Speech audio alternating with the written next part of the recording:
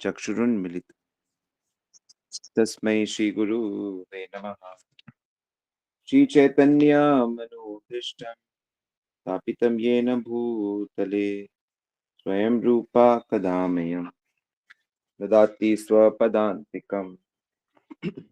वन्देऽहं श्रीगुरो श्रीयुतपदकमलं श्रीगुरून् वैष्णवांश्च श्रीरूपं साग्रजातं सगररघुनाथं वितं तं सजीवं साद्वैतं सावधूतं परिजन सहितं कृष्ण चैतन्य देवम श्री राधा कृष्ण पदान सगन ललिता श्री विशाखान्वितं च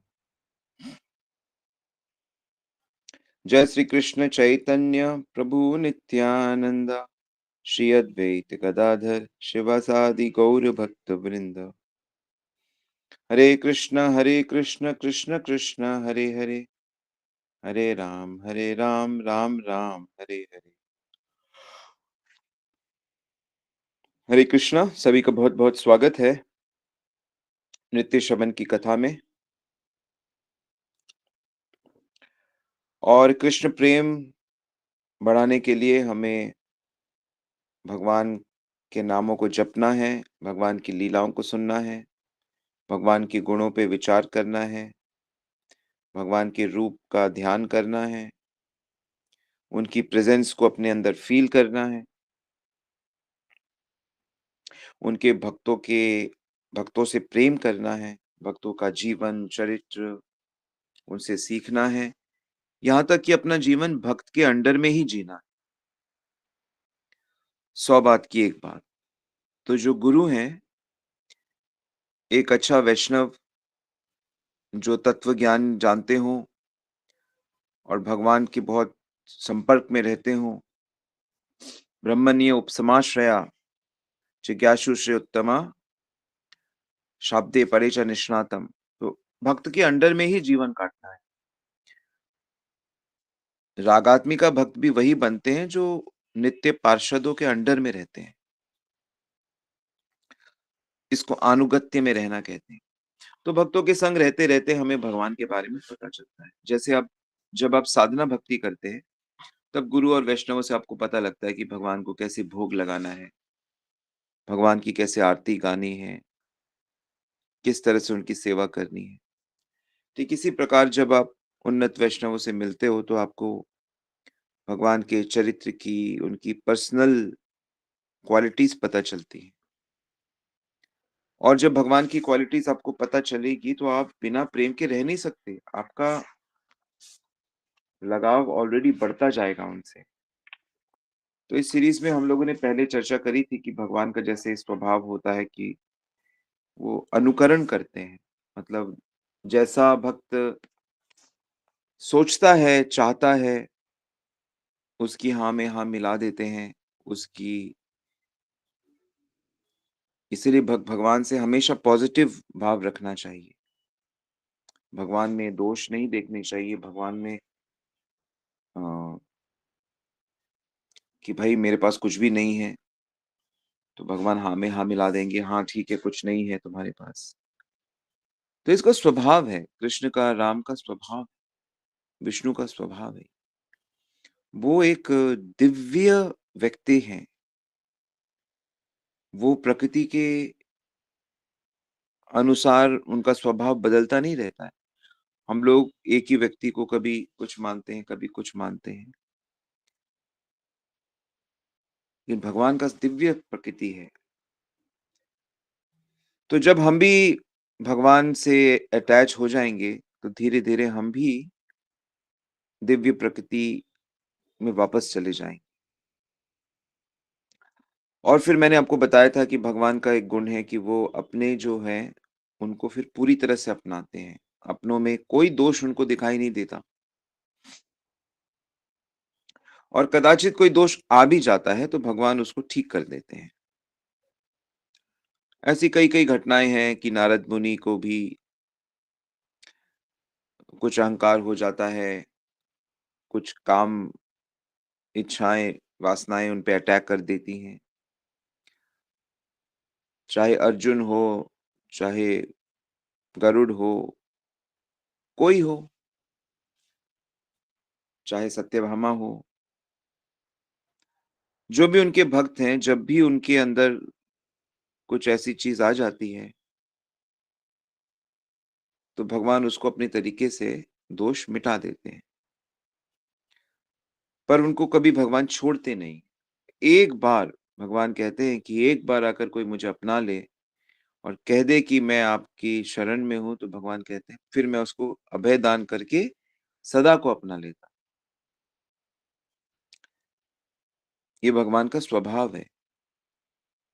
तो एक बार इस जीवन में हमें सच्चा प्रयास करना है। ऐसे ही भगवान का एक स्वभाव है कि वो बहुत संकोच करते हैं, संकोची, लज्जा करते हैं ना, जैसे हालाँकि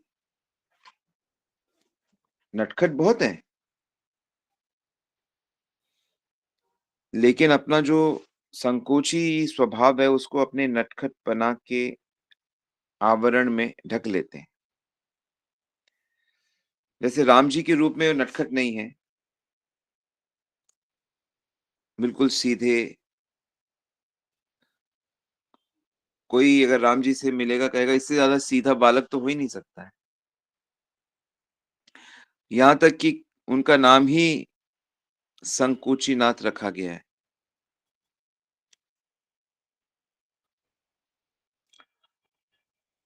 यहाँ तक कहते हैं कि जब कोई भगवान को श्रद्धा से प्रणाम करता है, तो भगवान संकोच करते हैं कि ये तो मुझे प्रणाम कर रहा है और मैं इसका क्या कर रहा हूँ? मैं तो कोई बहुत बड़ा हित इसका नहीं कर पा रहा। ये तो मुझे दंडवत प्रणाम कर रहा है। लेकिन जो वास्तव में ही भगवान को प्रणाम कर रहा है, दिखावटी नहीं, श्रद्धा से, हृदय से जो भगवान को प्रणाम करता है, उनके गुणों को जानते हुए। अब जो व्यक्ति जितना बड़ा होगा, उसकी दृष्टि भी तो उतनी बड़ी होती है। उसकी दृष्टि में भी कल्याण उतना ही बड़ा होता है। जैसे कोई बहुत गरीब है, वो किसी को ₹10 दे दे, तो कहेगा, "अरे! मैंने ₹10 का दान किया।"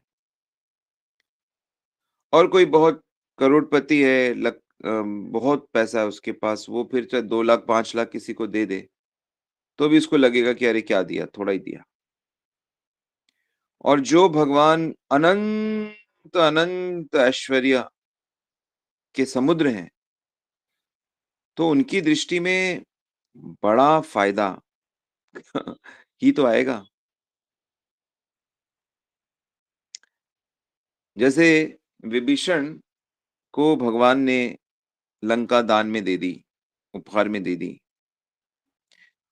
तो कहते हैं कि जो लंका को हासिल करने के लिए रावण ने अपने 10 सर का दान किया, काट-काट कर हवन कुंड में अर्पित किए, जो ऐश्वर्य उसको राम जी शिव जी से प्राप्त हुई थी, वही ऐश्वर्य विभीषण को भगवान ने बड़े संकोच से दे दिया राम जी ने और कहा, क्या मैं इसको एक छोटा-सा संपत्ति दे रहा हूँ। तो इतना देने के बाद भी भगवान को बहुत ही लज्जा लगती है। संकोच करते हैं भगवान बहुत अपने भक्तों के साथ जब रहते हैं, बहुत आनंद महसूस करते हैं भगवान। वास्तव में अगर हम देखें कि तो भगवान के जीवन में 2 तरह के आनंद हैं। एक तो आत्मानंद है, स्वरूपानंद जो वो लेटे-लेटे लेते हैं। परंतु उनका जो असली आनंद है वो भक्ति आनंद है। भक्तों के साथ लीला करते हुए, प्रेम की लीला। ऐसे लड़ाई की लीला में उनको उतना आनंद नहीं आता है। लेकिन भगवान का जो अहम भक्त पराधीनो जब वो कहते हैं, उसका मतलब ही ये होता है कि मैं प्रेम के वशीभूत हूँ।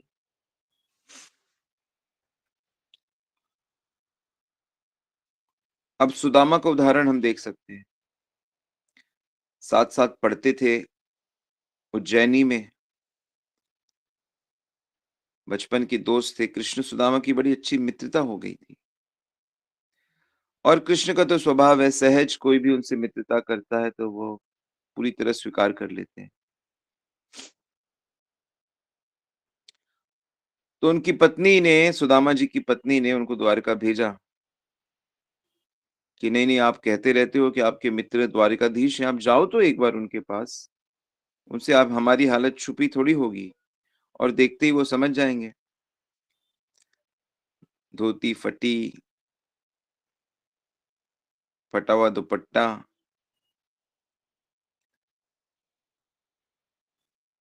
मैला फटा दुपट्टा, दुर्बल शरीर, एक-एक हड्डी कोई गिन सकता है, एक-एक नस गिन सकता है, नंगे पैर,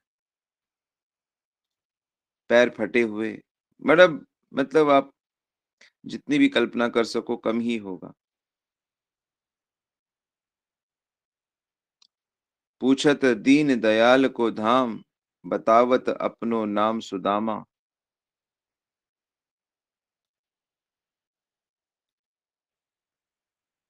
तो उस समय जब सुदामा पहुँचे थे, उस समय श्री कृष्ण महारानी रुक्मिणी के महल में थे।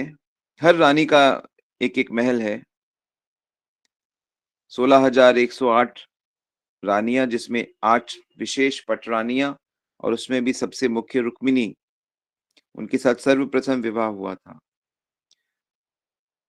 तो रुक्मिणी जी के महल में भगवान अनंत व्यंजन, बहुत सारे व्यंजनों का आस्वादन कर रहे थे। लंच टाइम था। सुदामा जी आते हैं,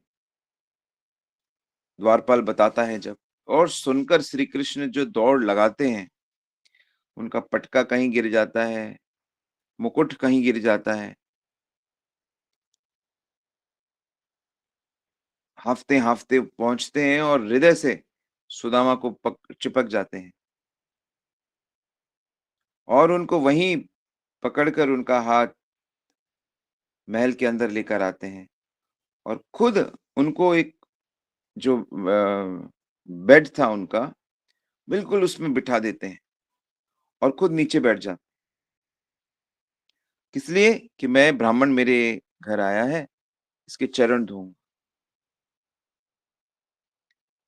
मतलब जिनके चरणों में ब्रह्मा जी बैठना चाहते हैं, शिव जी बैठना चाहते हैं, बड़े-बड़े देवता इंद्र उनके चरणों तक पहुँच नहीं पाते, वो खुद ब्राह्मण के चरण को हाथ में लेकर धोने के लिए बैठ गए। और सुदामा के चरणों को जब श्री कृष्ण ने देखा, तो उनकी आँखों में आँसू आ गए। ऐसो बेहाल बेवाइन से मंग कंटक जाल गड़े पुनि जोए, हाय महादुख पाए सखा, तुम आए इते ना किते दिन खोए। एक तो इतने दिन बाद तुम आए हो और वो भी ऐसे हाल में, तुम्हारे पैरों में इतने कांटे लगे हैं। देखी सुदामा की दीन दशा, करुणा करी कि करुणा निधान रोए। पानी परात को हाथ छुयो नाही, नैन के जल से पग ते धोए। उनके पैरों को धोने के लिए श्री कृष्ण को परात से पानी लेने की जरूरत नहीं पड़ी। अपने आँखों के आँसुओं से ही उन्होंने इतना जल बरसा दिया कि उसी से सुदामा के चरण धो दिए। ये सब देखकर उनके सेवक और विशेषकर कि रानियाँ और शहर महल की जो दासियाँ थी, वो बड़ी चकित हो गई। ये कौन है? द्वारकाधीश का इतना स्नेह, इतना अधिक स्नेह वो कल्पना नहीं कर सकती।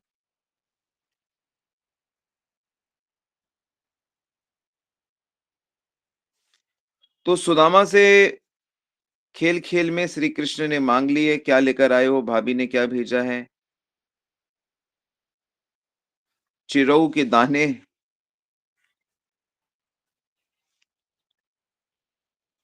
चिवड़ा जिसको कहते हैं, सूखे,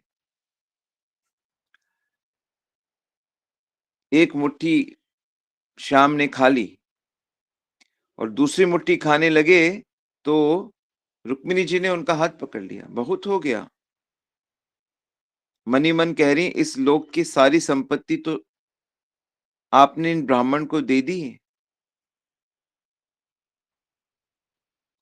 क्योंकि रुक्मिणी देवी अपने पति के संकोची स्वभाव को अच्छे से जानती हैं कि जितना भी ये दे देते हैं, अपने भक्तों को इनको कम ही लगता है, इनके जो प्रेमी होते हैं। लेकिन वो कहती कुछ और है, कहती हैं कि अरे, अरे, अरे! अकेले ही सब ग्रहण कर लोगे? अपने इस महान मित्र का जो अमृत है, वो मुझे और मेरी बहनों को नहीं मिलना चाहिए? अब तो हमारे हिस्से में एक-एक दाना ही आएगा। आपने तो ज़्यादा से ज़्यादा पा लिया और है ही कितना? क्या हमें इससे वंचित रखोगे?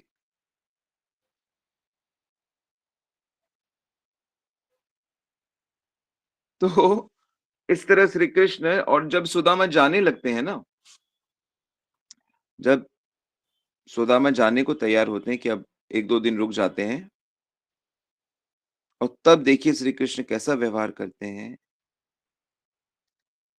तो नटखट तो है, उनका जो नटखटपना है, वो उनके स्वभाव में रहता है। क्या कहते हैं सुदामा से कि भैया देखो ऐसा है, लंबा रास्ता है और रास्ते में डाकू-वाकू भी होते हैं। अभी प्यार-प्यार में मैंने तुमको ये जो हीरे मोती पहना दिए हैं, ये पगड़ी लगा दी है, तो ये डाकू-वाकू लूट लेंगे और लूटेंगे और तुमको नुकसान भी पहुँचा सकते हैं। तो ऐसा करो तुम इनको यहीं उतार दो। और क्या इनके मन में चल रहा होता है शाम के? आहा! मेरे दोस्त ने पहना है, मेरे परम मित्र ने पहना, अब इनको मैं कई दिनों तक मैं ही पहनूँगा। इन मालाओं को, इस पगड़ी को धारण करके बड़े आनंद से मैं महल में घूमूँगा। सबको दिखाऊँगा, बताऊँगा देखो।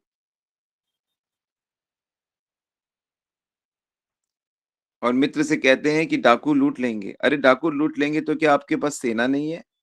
या रथ नहीं है? या हाथी घोड़े नहीं है? क्या उनको उनके घर तक छोड़कर नहीं आ सकते तुम्हारे ये सब? और डाकू हैं तो तुम्हारे पास तो सुदर्शन चक्र है। दुर्वासा जी का पीछा उसने वैकुंठ लोक तक किया था। क्या तुम्हारा चक्र अभी चार्ज नहीं है, डिस्चार्ज हो गया है? या आपका आदेश नहीं मानता अब? अरे आपका नाम लेने से, कृष्ण का नाम लेने से जो भक्त कृष्ण का नाम लेते हैं, तीनों लोकों में उनको कोई डरा नहीं सकता। निर्भय हो जाते हैं, अभय हो जाते हैं। भय को भी भय लगता है कृष्ण से। और जो आपके चरणों के पूरी तरह आश्रित है, आपका परम सखा है, उसको डाकुओं से डर बताते हो आप। लेकिन कृष्ण ये कैसे कहें कि भाई मुझे तुम्हारे कपड़े चाहिए, मुझे ये तुम्हारा मोती पगड़ी चाहिए मुझे। या मैंने अपने मित्र को कुछ दिया, मैंने अपने मित्र की कुछ सेवा करी, ये भी नहीं लगना चाहिए मित्र को। और लगे भी तो कम से कम सामने तो ना लगे। मेरे सामने तो मेरे मित्र को ऐसा नहीं लगना चाहिए कि मैंने उसको कुछ दे दिया है। मेरे मेरे दोस्त की आँखों में कृतज्ञता का भाव नहीं आना चाहिए। मैं उसको सहन नहीं कर सकता।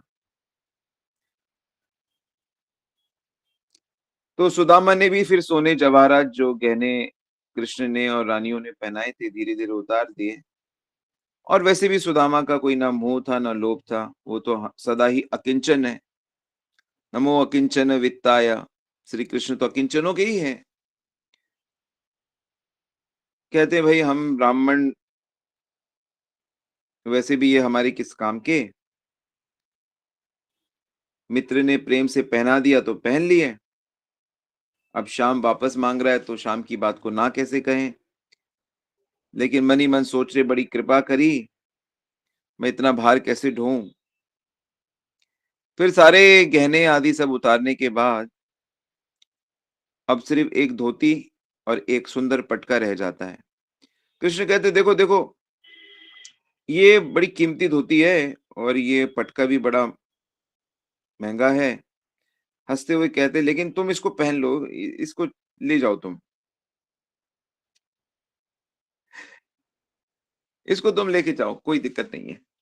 हार-वार तो चलो, ये भी महँगा है लेकिन, ये कोई होता है ना जैसे कोई अमीर व्यक्ति होता है, तो वो जो अपने से कम थोड़े होते हैं उनको बताता रहता है कि मेरी ये चीज़ कितनी महँगी है। तो ये स्वभाव होता है। क्योंकि श्री कृष्ण को इसका भी लोभ है। श्री कृष्ण कहते नहीं ये धोती भी मैं पहनूँगा, ये पटका भी मैं अपने सर पे बाँधूँगा और प्राणों की तरह इसको मैं जीवन पर्यंत सँभाल के रखूँगा। होता है ना जिन चीज़ों से आप प्रेम करते हो जो आपके लिए बड़ी अमूल्य होती है। आध्यात्मिक क्षेत्र में हमें भक्तों की चीज़ें बड़ी अमूल्य होती हैं। चैतन्य महाप्रभु नित्यानंद प्रभु के कौपीन को सर पे बाँध लेते थे। मतलब जो अंदर का वस्त्र है उसको सब भक्तों के सर पे बाँध देते थे। तो भक्तों की जो चीज़ें होती हैं वो भक्ति का जो महत्व जानते हैं। गुरु के चरण पादुका हो, गुरु के वस्त्र हों, वैष्णवों का कोई जैसे चैतन्य महाप्रभु के चरण पादुका, कमंडल, उत्तरी सब राधा रमन मंदिर में जैसे उनका चद्दर रखा हुआ है, आसन रखा हुआ है। गंभीरा में उनकी चरण पादुका हैं और मायापुर नवद्वीप में भी उनकी चरण पादुका हैं जो विष्णुप्रिया माता ने सेवा करी, उनकी धर्मपत्नी ने। तो शिला प्रभुपाद की भी यूज़्ड जो चीज़ें हैं, यहाँ तक कि उनका ब्रश, उनका टूथपेस्ट, उनकी चप्पल, रेज़र, साबुन, सब चीज़ें वृंदावन में जो आप जाओगे तो वहाँ पर प्रभुपाद क्वार्टर में बड़ा सँभाल के रखा है। तो ये सब वस्तुएँ हमें अपने प्रेमी की याद दिलाती हैं। लोग भी जैसे कई-कई चीज़ें रख लेते हैं, किसी को अपनी माँ की अंगूठी या घड़ी या फिर कुछ-कुछ चीज़ें सँभाल के रखते हैं। सबके घर में आप जाएँगे तो ऐसे कुछ न कुछ प्रेम भरी चीज़ें होती हैं।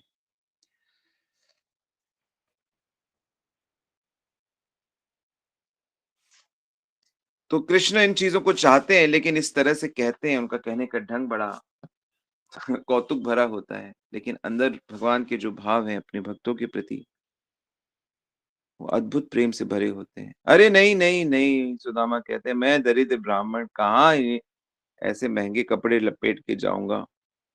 मेरे लिए तो फटी धोती सही है और पैदल ही तो जाना है और वैसे भी पैदल जाऊँगा ये मिट्टी-विट्टी गिरेगी, गंदे हो जाएँगे और भिक्षा माँगनी है और भिक्षा अगर ये कपड़े पहन के भिक्षा माँगूँगा तो कौन देगा मुझे भिक्षा? जो कोई 2 मुट्ठी अन्न देने वाला है वो भी मना कर देगा।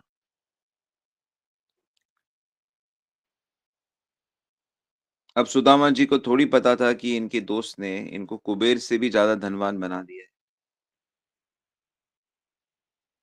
तो सुदामा द्वारका जैसे आए थे, वैसे ही भगवान ने उनको विदा कर दिया।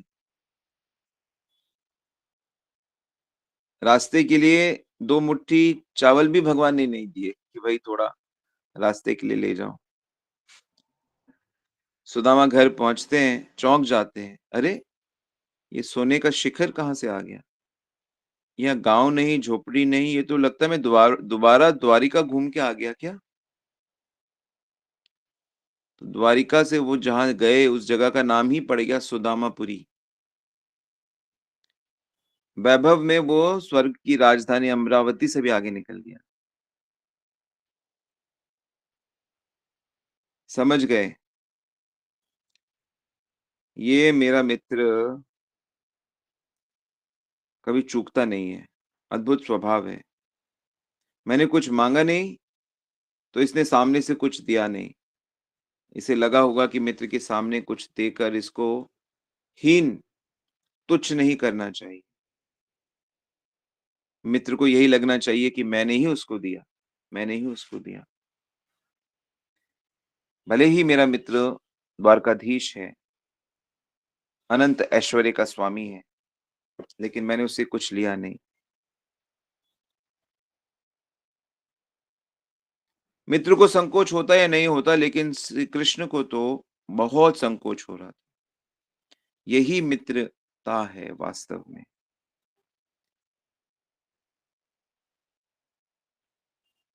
मित्र हमेशा उसका गौरव बना रहे। सदा श्री कृष्ण की यही इच्छा रहती है।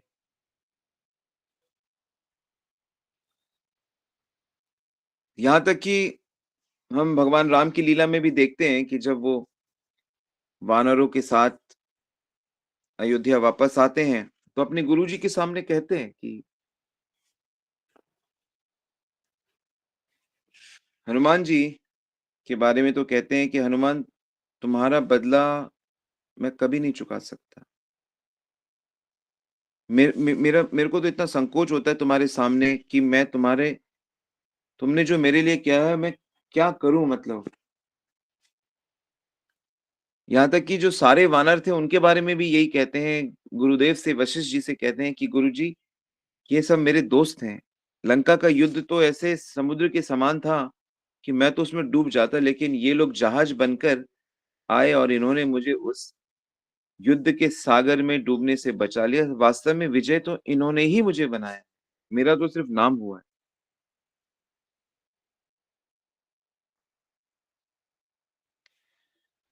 तो ये इनका बड़ा अद्भुत स्वभाव है भगवान का कि अगर ये कुछ किसी पे कृपा करते हैं, तो ये इनको लगता है कि मैंने कुछ नहीं किया। कृपा करके भी इनको मतलब संकोच करते रहते हैं।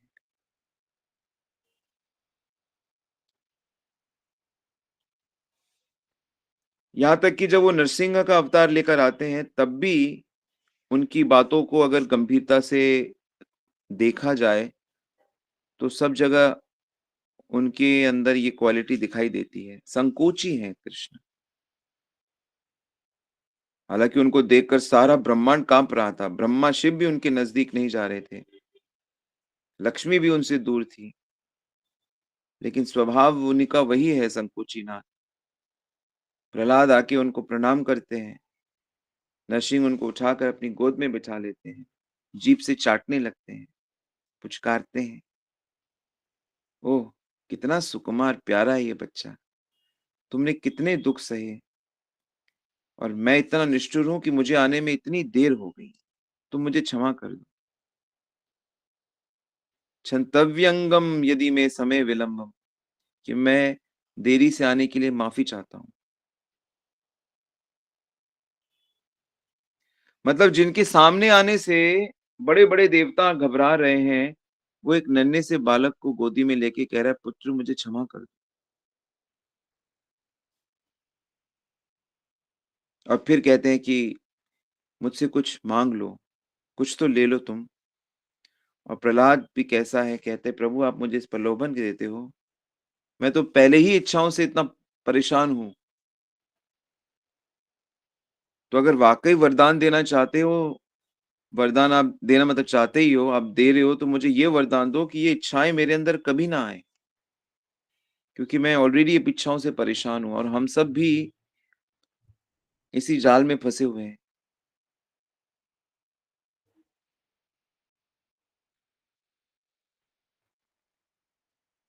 और नरसिंहदेव सोचते हैं कि अरे बेटा तूने मेरे को बचा लिया। मैं तुझे क्या दे सकता हूँ? तू तो ऑलरेडी इस ब्रह्मांड का इस तेरे पिताजी तो ऑलरेडी त्रिलोकी के राजा थे। मतलब त्रिलोकी का राज्य तो तुझे वैसे ही मिलना था।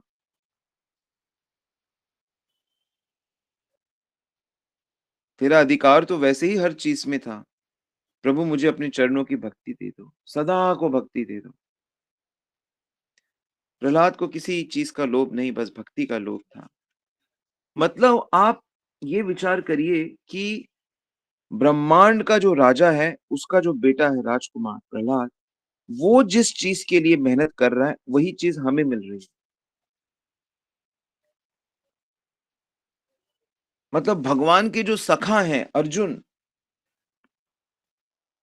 उनकी बुआ कुंती, ये लोग जिस चीज़ के लिए प्रयास कर रहे हैं कृष्ण भक्ति, वो चीज़ हमें मिल रही है और हम उसके प्रति उतने गंभीर नहीं बन पाते, तो हाय!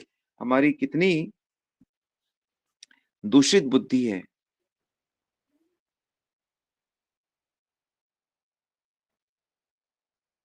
तो सब कुछ देने के बाद भी भगवान को लगता है कि मैंने कुछ नहीं दिया और सब कुछ प्राप्त करके भी हमें लगता है कि क्या दिया?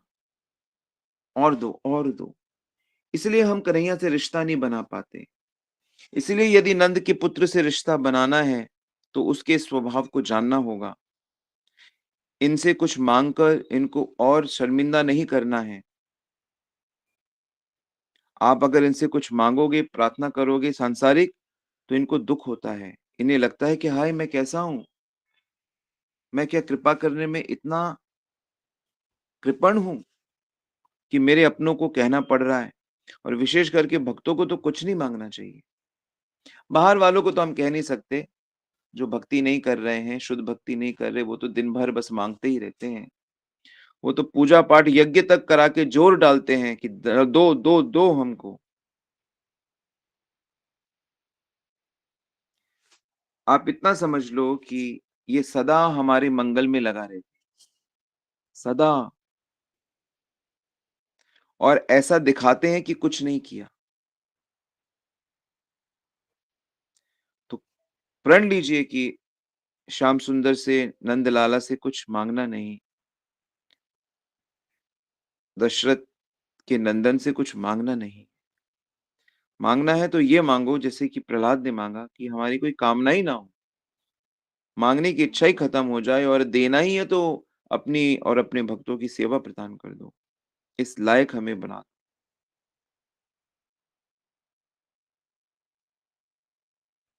इनसे तो बस प्रेम करना है।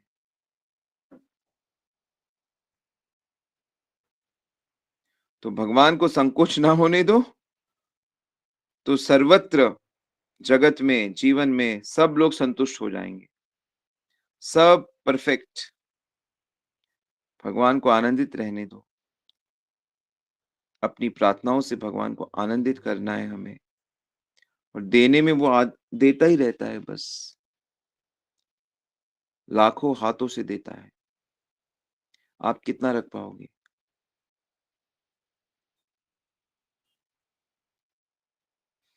तो भगवान के इस स्वभाव को समझो और प्रेम से उनकी भक्ति करो। उनकी ओर चलो। उनसे मिलना है शीघ्र। हरे कृष्णा। श्रीला प्रभुपाद की जय। श्री गुरु महाराज की जय। बोल प्रेमानंदी हरि हरि बोल। यस, किसी का कोई प्रश्न है तो आप पूछ सकते हैं और इसको नोट कर लीजिएगा भगवान का स्वभाव।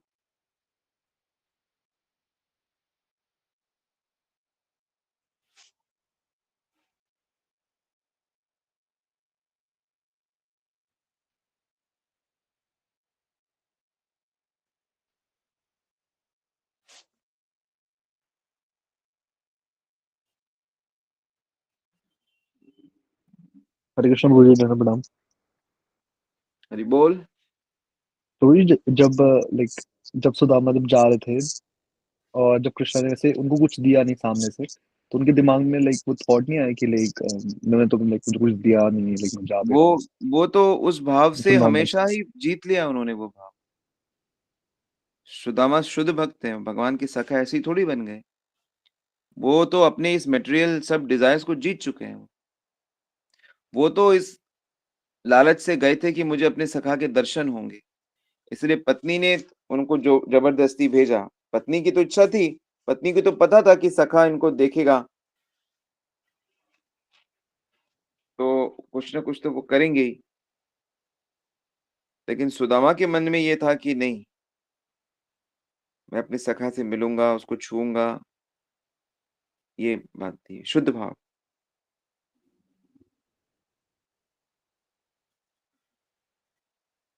ओके? थैंक यू प्रभु जी। हरे कृष्णा प्रभु जी, दंडवत प्रणाम। प्रभु जी, आज का सत्संग बहुत हृदय को छूने वाला था। आपका बहुत बहुत बहुत धन्यवाद। हम कह ही नहीं सकते इससे ज्यादा। बहुत हृदय को छूने वाला सत्संग। दंडवत प्रणाम आपको। कन्हैया है ही ऐसा, धीरे धीरे प्रकट करेगा कथाओं के माध्यम से। आप सबको आशीर्वाद दो कि सब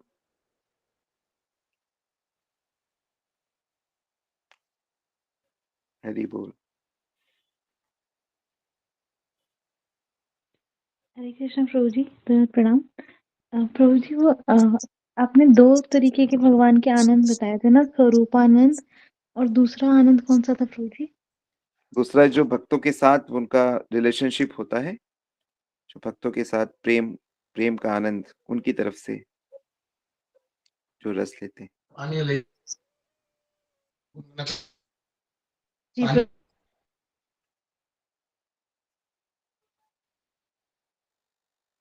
जी प्रभु।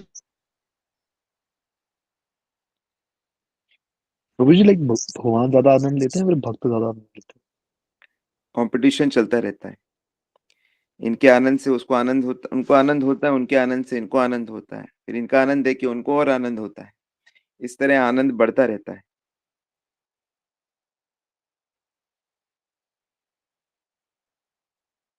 प्रेम में अपना आनंद नहीं होता है, अपने प्रेमी का आनंद देख के हमको आनंद होता है, और फिर भगवान को अपने भक्तों का आनंद देख के आनंद होता है और ज्यादा। इस प्रकार बढ़ता रहता है।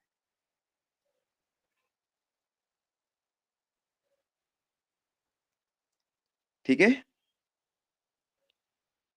जी प्रभु जी, थैंक यू। भौतिक जगत का उल्टा है ना। हम भौतिक जगत में जो करते हैं सिर्फ ठीक उसका उल्टा कर रहे हैं। यहाँ पे हम आनंद, अपना आनंद चाहते हैं। भौतिक आध्यात्मिक जगत में हम भक्तों का आनंद चाहते हैं, भगवान का आनंद चाहते हैं। तब फिर वो एक ऐसा साइकिल चल पड़ता है जो दिव्य लेवल पे होता है। तो ये सीक्रेट है। ये हमें गीता और भागवत से पता चलता है, गुरुओं से पता चलता है।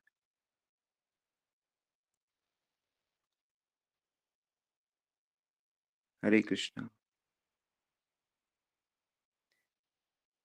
वाञ्छा कल्पितरूपेश्च कृपा सिन्धुभ्येव च पतितानां पावनेभ्यो वैष्णवेभ्यो नमो नमः। अनंत कोटि वैष्णव की जय। जगत गुरु श्री प्रभुपाद की जय। गौर प्रेमानंद।